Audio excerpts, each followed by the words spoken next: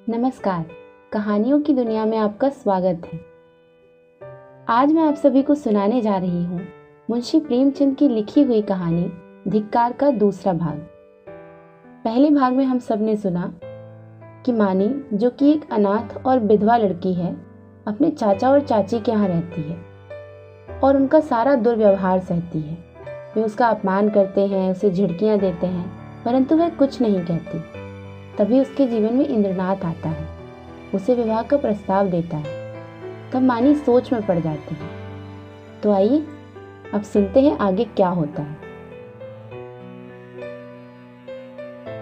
मानी ने कांपते स्वर में हाँ कहा। गोकुल के हृदय का बोझ हल्का हो गया, मुस्कुराने लगा। मानी शर्म के मारे वहां से भाग गई। शाम को गोकुल ने अपनी माँ से कहा, अम्मा, इंद्रनाथ के घर आज कोई उत्सव है। उसकी माता अकेली घबरा रही है कि कैसे सब काम होगा। मैंने कहा, मैं मानी को कल भेज दूंगा। तुम्हारी आज्ञा हो तो मानी को पहुंचा दूं, कल परसों तक चली आएगी। मानी उसी वक्त वहां आ गई। गोकुल ने उसकी ओर कनखियों से ताका। मानी लज्जा से गड़ गई, भागने का रास्ता न मिला। माँ ने कहा, मुझसे क्या पूछते हो, वह जाए तो ले जाओ। गोकुल ने मानी से कहा, कपड़े पहनकर तैयार हो जाओ, तुम्हें इंद्रनाथ के घर चलना है। मानी ने आपत्ति की, मेरा जी अच्छा नहीं है, मैं न जाऊंगी। गोकुल की माँ ने कहा, चली क्यों नहीं जाती, क्या वहां कोई पहाड़ खोदना है। मानी एक सफेद साड़ी पहनकर तांगे पर बैठी तो उसका हृदय कांप रहा था और बार बार आंखों में आंसू भर आते थे। उसका हृदय बैठा जाता था, मानो नदी में डूबने जा रही हो। तांगा कुछ दूर निकल गया तो उसने गोकुल से कहा, भैया, मेरा जी न जाने कैसा हो रहा है, घर चलो, तुम्हारे पैरों पड़ती हूँ। गोकुल ने कहा, तू पागल है, वहां सब लोग तेरी राह देख रहे हैं और तू कहती है लौट चलो। मानी, मेरा मन कहता है कोई अनिष्ट होने वाला है। गोकुल, और मेरा मन कहता है कि तू रानी बनने जा रही है। मानी, 10-5 दिन ठहर क्यों नहीं जाते, कह देना मानी बीमार है। गोकुल, पागलों की सी बातें ना करो। मानी, लोग कितना हंसेंगे। गोकुल, मैं शुभ कार्य में किसी की हंसी की परवाह नहीं करता। मानी, अम्मा तुम्हें घर में भी न घुसने देंगी, मेरे कारण तुम्हें भी झिड़कियां मिलेंगी। गोकुल, इसकी कोई परवाह नहीं, उनकी तो यह आदत ही है। तांगा पहुंच गया। इंद्रनाथ की माता विचारशील महिला थी। उन्होंने आकर वधू को उतारा और भीतर ले गई। गोकुल वहां से घर चला तो 11 बज रहे थे। एक तो शुभ कार्य पूरा करने का आनंद था, दूसरी ओर भय था कि कल मानी न जाएगी तो लोगों को क्या जवाब दूंगा। उसने निश्चय किया, चलकर साफ साफ कह दूं, छिपाना व्यर्थ है। आज नहीं तो कल, कल नहीं तो परसों, सब कुछ कहना ही पड़ेगा। आज ही क्यों न कह दूं। यह निश्चय करके मैं घर में दाखिल हुआ। माता ने किवाड़ खोलते ही कहा, इतनी रात तक क्या करने लगे, उसे भी क्यों न लेते आए, कल सवेरे चौका बर्तन कौन करेगा। गोकुल ने सिर झुकाकर कहा, वह तो अब शायद लौट कर ना आए अम्मा, उसके वहीं रहने का प्रबंध हो गया है। माता ने आंखें फाड़ कर कहा, क्या बकता है, भला वह वहां कैसे रहेगी। गोकुल, इंद्रनाथ से उसका विवाह हो गया है। माता मानो आकाश से गिर पड़ी। उन्हें कुछ सुध न रही कि मेरे मुंह से क्या निकल रहा है। पता नहीं क्या क्या उन्होंने गोकुल को कह डाला, यहाँ तक कि गोकुल का धैर्य चरम सीमा का उल्लंघन कर गया। उसका मुंह लाल हो गया, त्योरियां चढ़ गईं। बोला, अम्मा बस करो, अब मुझमें इससे ज्यादा सुनने की सामर्थ्य नहीं है। अगर मैंने कोई अनुचित कर्म किया होता तो आपकी जूतियां खाकर भी सिर न उठाता, मगर मैंने कोई अनुचित कर्म नहीं किया। मैंने वही किया जो ऐसी दशा में मेरा कर्तव्य था और जो हर एक भले आदमी को करना चाहिए। तुम मूर्खा हो, तुम्हें नहीं मालूम कि समय की क्या प्रगति है। इसीलिए अब तक मैंने धैर्य के साथ तुम्हारी गालियां सुनी और तुमने मुझे दुख के साथ कहना पड़ता है कि पिताजी ने भी मानी के जीवन को नारकीय बना रखा था। तुमने उसे ऐसी ऐसी ताड़नाएं दी जो कोई अपने शत्रु को भी न देगा। इसलिए ना कि वह तुम्हारी आश्रित थी, इसलिए ना कि वह अनाथिनी थी। अब वह तुम्हारी गालियां खाने ना आवेगी, जिस दिन तुम्हारे घर विवाह का उत्सव हो रहा था, तुम्हारे ही एक कठोर वाक्य से आहत होकर मैं आत्महत्या करने जा रही थी। इंद्रनाथ उस समय ऊपर न पहुंच जाते तो आज हम तुम सारा घर हवालात में बैठा होता। माता ने आंखें मटका कर कहा, आहा, कितने सपूत बेटे हो तुम कि सारे घर को संकट से बचा लिया। क्यों न हो, अभी बहन की बारी है, कुछ दिन में मुझे ले जाकर किसी के गले में बांधाना, फिर तुम्हारी चांदी हो जाएगी। यह रोजगार सबसे अच्छा है, पढ़ लिख कर क्या करोगे? गोकुल मर्म वेदना से तिलमिला उठा, व्यथित कंठ से बोला, ईश्वर न करे कि कोई बालक तुम जैसी माता के गर्भ से जन्म ले, तुम्हारा मुंह देखना भी पाप है। यह कहता हुआ वह घर से निकल पड़ा और उन्मत्तों की तरह एक तरफ चल खड़ा हुआ। जोर के झोंके चल रहे थे, पर उसे ऐसा मालूम हो रहा था कि सांस लेने के लिए भी हवा नहीं है। एक सप्ताह बीत गया, पर गोकुल का कहीं पता नहीं चला। इंद्रनाथ को बम्बई में एक जगह मिल गई थी, वह वहाँ चला गया। वहाँ रहने का प्रबंध करके वह अपनी माता को तार देगा और तब सास और बहू वहाँ चली जाएंगी।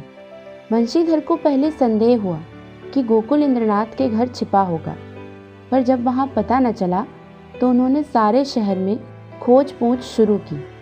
जितने मिलने वाले मित्र, स्नेही, संबंधी सभी के घर गए, पर सब जगह से साफ जवाब पाया। दिन भर दौड़ धूप कर शाम को घर आते तो स्त्री को आड़े हाथों लेते और कोसो लड़के को, पानी पी पी कर कोसो, न जाने तुम्हें कभी बुद्धि आएगी भी या नहीं। गई थी चुड़ैल जाने देती। एक बोझ सिर से टला, एक मेहरी रख लो, काम चल जाएगा। जब वह न थी तो क्या घर भूखों मरता था? विधवाओं के पुनर्विवाह तो चारों ओर हो रहे हैं, यह कोई अनहोनी बात नहीं। हमारे बस की बात होती तो विधवा विवाह के पक्षपातियों को देश से निकाल देते, शाप देकर जला देते, लेकिन यह हमारे बस की बात नहीं। फिर तुमसे इतना भी ना हो सका कि मुझसे पूछ तो लेती, मैं जो उचित समझता वह करता। क्या तुमने समझा था मैं दफ्तर से लौट कर ना आऊँगा? क्या वहीं मेरी अंत्येष्टि हो जाएगी? बस लड़के पर टूट पड़ी, अब रो खूब दिल खोलकर। संध्या हो गई थी। वंशीधर स्त्री को फटकारें सुनाकर द्वार पर उद्वेग की दशा से टहल रहे थे। रह रहकर मानी पर क्रोध आता था। इसी राक्षसी के कारण मेरे घर का सर्वनाश हुआ। न जाने किस बुरी साइत में आई घर को मिटाकर ही छोड़ा। वह न आई होती तो आज क्यों यह बुरे दिन देखने पड़ते। कितना होनहार, कितना प्रतिभाशाली लड़का था, न जाने कहाँ गया। एकाएक एक बुढ़िया उनके समीप आई और बोली, बाबू साहब यह खत लाई हूँ, ले लीजिए। वंशीधर ने लपक कर बुढ़िया के हाथ से पत्र ले लिया। उनकी छाती आशा से धक धक करने लगी। गोकुल ने शायद यह पत्र लिखा होगा। अंधेरे में कुछ न सूझा। पूछा, कहाँ से आई है? बुढ़िया ने कहा, वह जो बाबू हुसैनगंज में रहते हैं, जो बम्बई में नौकर हैं, उन्हीं की बहू ने भेजा है। वंशीधर ने कमरे में जाकर लैंप जलाया और पत्र पढ़ने लगे। मानी का खत था। लिखा था, पूज्य चाचा जी, अभागिनी मानी का प्रणाम स्वीकार कीजिए। मुझे यह सुनकर अत्यंत दुख हुआ कि गोकुल भैया कहीं चले गए हैं और अब तक उनका पता नहीं है। मैं ही इसका कारण हूँ।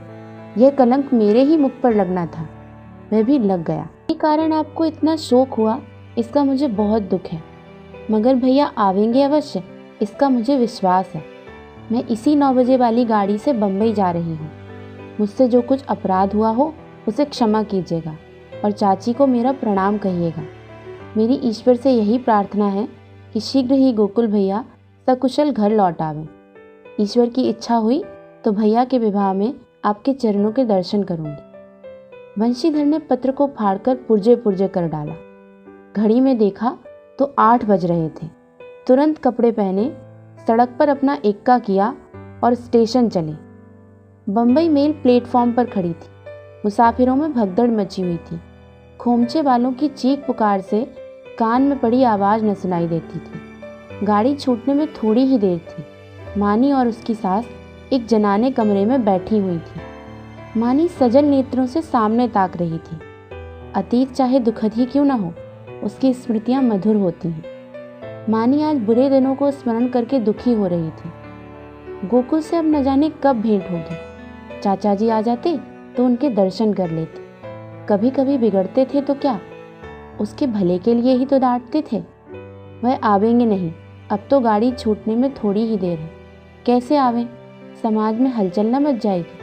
भगवान की इच्छा होगी तो अब की जब यहाँ आऊँगी तो ज़रूर उनके दर्शन करूँगी। एकाएक उसने लाला बंशीधर को आते देखा।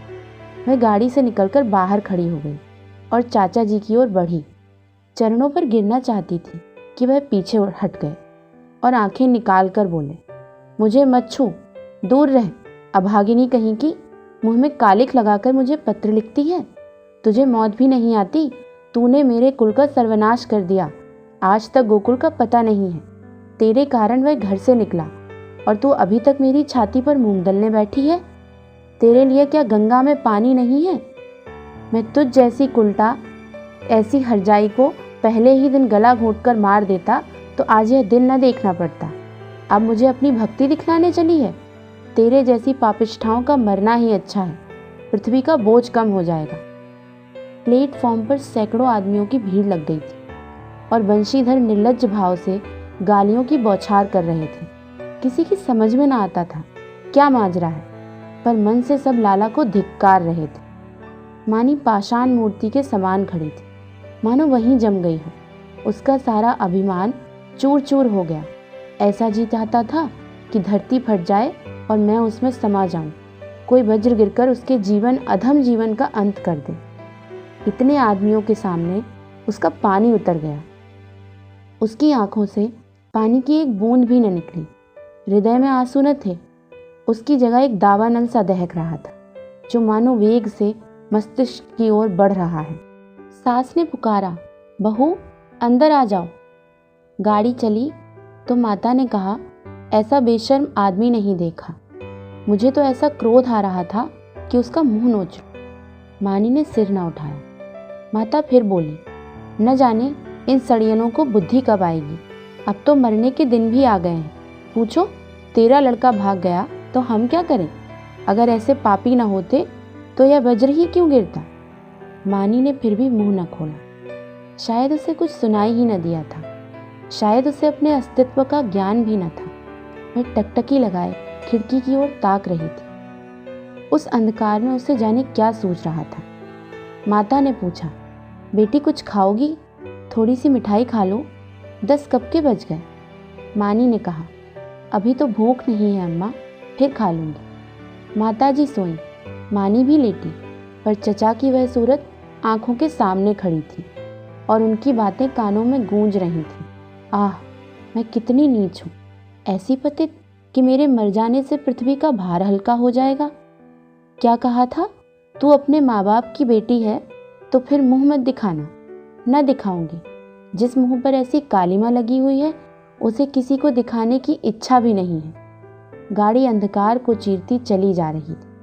मानी ने अपना ट्रंक खोला और अपने आभूषण निकालकर उसमें रख दिए। फिर इंद्रनाथ का चित्र निकालकर उसे देर तक देखती रही। उसकी आंखों में गर्व की एक झलक सी दिखाई दी।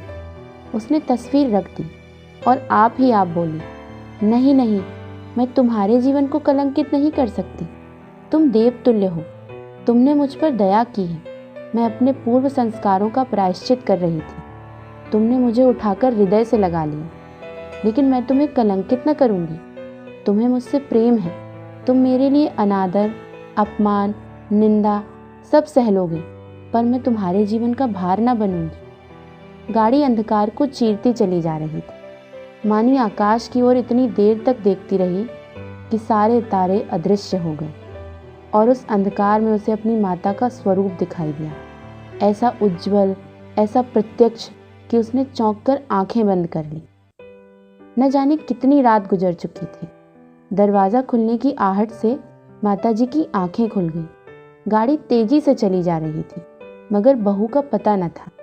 वह आंखें मलकर उठ बैठी और पुकारा, बहू बहू। कोई जवाब न मिला। उनका हृदय धक धक करने लगा। ऊपर के बर्थ पर नजर डाली, पेशाब खाने में देखा, बेंचों के नीचे देखा, बहू कहीं न थी। तब वह द्वार पर आकर खड़ी हो गई। बहू का क्या हुआ? यह द्वार किसने खोला? कोई गाड़ी में तो नहीं आया? उनका जी घबराने लगा। उन्होंने किवाड़ बंद कर दिया और जोर जोर से रोने लगी। किससे पूछें? डाक गाड़ी अब न जाने कितनी देर में रुकेगी। कहती थी बहू मर्दानी गाड़ी में बैठे, पर मीरा कहना न माना। कहने लगी, अम्मा जी आपको सोने की तकलीफ होगी, यही आराम दे गई। सहसा उसे खतरे की जंजीर याद आई। उसने जोर जोर से कई बार जंजीर खींची। कई मिनट के बाद गाड़ी रुकी। गार्ड आया। पड़ोस के कमरे से 2-4 आदमी और भी आए। फिर लोगों ने सारा कमरा तलाश किया। नीचे तख्त को ध्यान से देखा। रक्त का कोई चिन्ह न था। असबाब की जांच की।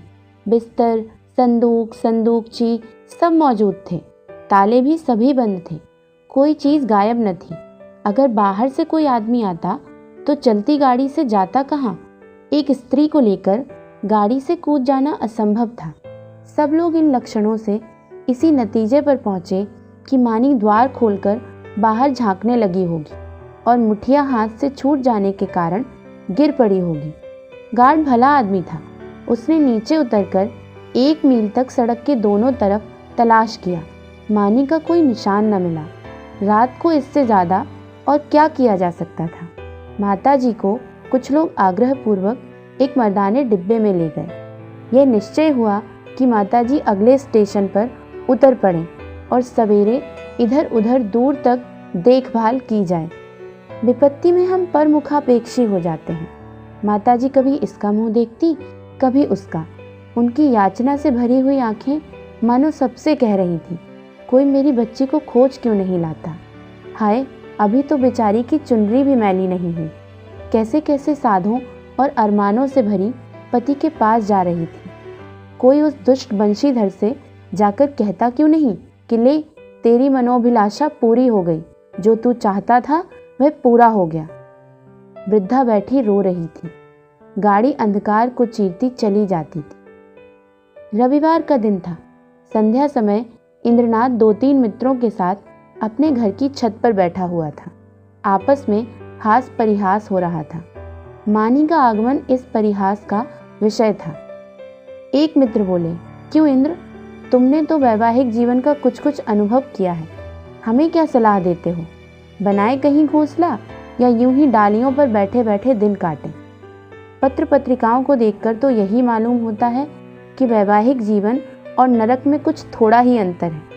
इंद्रनाथ ने मुस्कुरा कर कहा, यह तो तकदीर का खेल है भाई, 16वां आना तकदीर का। अगर एक दशा में वैवाहिक जीवन नरक तुल्य है तो दूसरी दशा में स्वर्ग से कम नहीं। दूसरे मित्र बोले, इतनी आज़ादी तो भला क्या रहेगी? इंद्रनाथ, इतनी क्या, इसका शतांश भी न रहेगी। अगर तुम रोज़ सिनेमा देखकर 12 बजे लौटना चाहते हो, 9 बजे सोकर उठना चाहते हो और दफ्तर से 4 बजे लौटकर ताश खेलना चाहते हो, तो तुम्हें विवाह करने का कोई सुख ना होगा। और जो हर महीने सूट बनवाते हो वह शायद साल भर में भी न बनवा सके। श्रीमती जी तो आज रात की गाड़ी से आ रही हैं। हाँ, मेल से। मेरे साथ चलकर उन्हें रिसीव करोगे ना? सहसा तार के चपरासी ने आकर इंद्रनाथ के हाथ में तार का लिफाफा रख दिया। इंद्रनाथ का चेहरा खिल उठा। झट तार खोलकर पढ़ने लगा। एक बार पढ़ते ही उसका हृदय धक हो गया। सांस रुक गई और सिर घूमने लगा। आंखों की रोशनी लुप्त हो गई, जैसे विश्व पर काला पर्दा पड़ गया हो। उसने तार को मित्रों के सामने फेंक दिया और दोनों हाथों से मुंह ढककर फूट फूट कर रोने लगा। दोनों मित्रों ने घबराकर तार उठा लिया और उसे पढ़ते ही हतबुद्धि से हो दीवार की ओर ताकने लगे। क्या सोच रहे थे और क्या हो गया? तार में लिखा था, मानी गाड़ी से कूद पड़ी, उसकी लाश लालपुर से 3 मील पर पाई गई। मैं लालपुर में हूँ, तुरंत आओ। एक मित्र ने कहा, किसी शत्रु ने झूठी खबर न भेज दी हो। दूसरे मित्र बोले, हाँ, कभी कभी लोग ऐसी शरारतें करते हैं। इंद्रनाथ ने शून्य नेत्रों से उनकी ओर देखा, पर मुंह से कुछ नहीं बोले। कई मिनट तीनों आदमी निर्वाक निस्पंद बैठे रहे। एकाएक इंद्रनाथ खड़े हो गए और बोले, मैं इस गाड़ी से जाऊंगा। बंबई से 9 बजे रात को गाड़ी छूटती थी। दोनों मित्रों ने बिस्तर आदि बांधकर तैयार कर दिया। एक ने बिस्तर उठाया, दूसरे ने ट्रंक। इंद्रनाथ स्टेशन की ओर चल पड़े। निराशा आगे थी और आशा रोती हुई पीछे। एक सप्ताह गुजर गया था। लाला बंशीधर दफ्तर से आकर द्वार पर बैठे ही थे कि इंद्रनाथ ने आकर प्रणाम किया। बंशीधर उसे देखकर चौंक पड़े, उसके अनपेक्षित आगमन पर नहीं, उसकी विकृत दशा पर। मानो बीतराग शोक सामने खड़ा हो, मानो कोई हृदय से निकली हुई आह मूर्तिमान हो गई हो। बंशीधर ने पूछा, तुम तो बंबई चले गए थे ना? इंद्रनाथ ने जवाब दिया, जी हाँ, आज ही आया हूँ। बंशीधर ने तीखे स्वर में कहा, गोकुल को तो तुम ले बीते। इंद्रनाथ ने अपनी अंगूठी की ओर ताकते हुए कहा, वह मेरे घर पर हैं। बंशीधर के उदास मुख पर हर्ष का प्रकाश दौड़ गया। बोले, तो यहाँ क्यों नहीं आया? तुमसे कहाँ भेंट हुई उसकी? क्या बंबई चला गया था? जी नहीं, कल मैं गाड़ी से उतरा तो स्टेशन पर मिल गए। तो जाकर लिवा लाओ ना, जो किया अच्छा किया। यह कहते हुए वह घर में दौड़े। एक क्षण में गोकुल की माता ने उसे अंदर बुलाया। वह अंदर गया तो माता ने उसे सिर से पांव तक देखा। तुम बीमार थे क्या भैया? चेहरा क्यों इतना उतरा है? गोकुल की माता ने पानी का लोटा रखकर कहा, हाथ मुंह धो डालो बेटा। गोकुल है तो अच्छी तरह। कहाँ रहा इतने दिन? तब से सैकड़ों मन्नतें मान डाली, आया क्यों नहीं? इंद्रनाथ ने हाथ मुंह धोते हुए कहा, मैंने तो कहा था चलो, लेकिन डर के मारे नहीं आते। और था कहाँ इतने दिन? कहते थे देहातों में घूमता रहा। तो क्या तुम बंबई से अकेले आए हो? जी नहीं, अम्मा भी आई हैं। गोकुल की माता ने कुछ सकुचाकर पूछा, मानी तो अच्छी तरह है? इंद्रनाथ ने हंसकर कहा, जी हाँ, अब वह बड़े सुख से है, संसार के बंधनों से छूट गई। माता ने अविश्वास करके कहा, चल नटखट कहीं का, बेचारी को कोस रहा है। मगर इतनी जल्दी बंबई से लौट क्यों आए? इंद्रनाथ ने मुस्कुराते हुए कहा, क्या करता, माता जी का तार बंबई में मिला कि मानी ने गाड़ी से कूद कर प्राण दे दिए हैं। वह लालपुर में पड़ी हुई थी, दौड़ा हुआ आया, वहीं दाहक्रिया की, आज घर चला आया। अब मेरा अपराध क्षमा कीजिए। वह और कुछ न कह सका। आंसुओं के बेग ने गला बंद कर दिया। जेब से एक पत्र निकालकर माता के सामने रखता हुआ बोला, उसके संदूक में यही पत्र मिला है। गोकुल की माता कई मिनट तक मर्माहत सी बैठी जमीन की ओर ताकती रही। शोक और उससे अधिक पश्चाताप ने सिर को दबा रखा था। फिर पत्र उठाकर पढ़ने लगी, स्वामी, जब यह पत्र आपके हाथों में पहुंचेगा तब तक मैं इस संसार से विदा हो जाऊंगी। मैं बड़ी अभागिन हूँ, मेरे लिए संसार में स्थान नहीं है। आपको भी मेरे कारण क्लेश और निंदा ही मिलेगी। मैंने सोचकर देखा और यही निश्चय किया कि मेरे लिए मरना ही अच्छा है।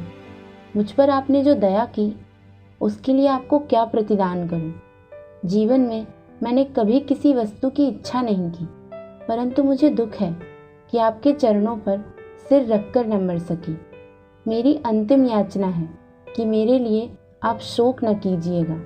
ईश्वर आपको सदा सुखी रखे। माताजी ने पत्र रख दिया और आंखों से आंसू बहने लगे। बरामदे में बंशीधर निस्पंद खड़े थे और जैसे मानी लज्जानत उनके सामने खड़ी थी। धन्यवाद।